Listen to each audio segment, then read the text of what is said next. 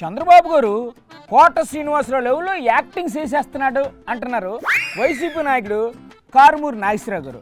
నమస్తే సార్, ఎలా ఉంది సార్ బాబు గారు పెర్ఫార్మెన్స్? ఏదో సినిమా చూసాం. ఏ సినిమా సార్ అది? అందులో కోడిని ఏలాడదీసి ఉత్తన్నం తినేస్తా ఉంటాడు. అవునవునవును. ఇప్పుడు ఆ కోడికి చంద్రబాబు గారికి ఏంటి సార్ సంబంధం? ప్రతి నెల ఆయన ఒక చోటకి వెళ్తాం, న్యాయ బ్రాహ్మణ్ షాప్కి వెళ్ళి కూర్చోవటం. ఆయన ఒక్కడ అక్కడ జనం ఉండరు. మరి అక్కడ జనాలు ఉండనివ్వరు. ఆయన ఒక్క షాప్కి వెళ్ళారంటే రాష్ట్రంలో ఉన్న న్యాయ బ్రాహ్మణ్స్ అందరికీ కూడా మేలు జరిపోయినట్టుగా అనుకోవాలి. అలా అనుకోవాలనే బాబు గారు ఆలోచన.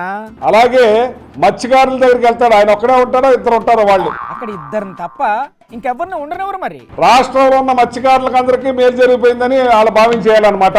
భావించాలని అలా చేస్తున్నారండి బాబు. బిల్డింగ్ మెటీరియల్స్ వర్క్ చేసే వాళ్ళ దగ్గరికి వెళ్తాడు, అక్కడ వాళ్ళందరికీ మేలు జరిగిపోయినట్టుగా భావించే కార్యక్రమాలు చేస్తున్నారు ఇవాళ. అయితే ఇప్పుడు ఏతంటారు? అదంతా పబ్లిసిటీ స్టంట్ అంటారా?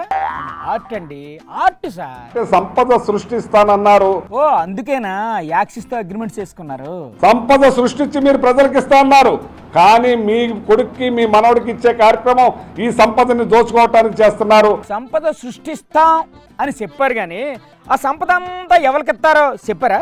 ఏంటి సార్ మీరు మరీను?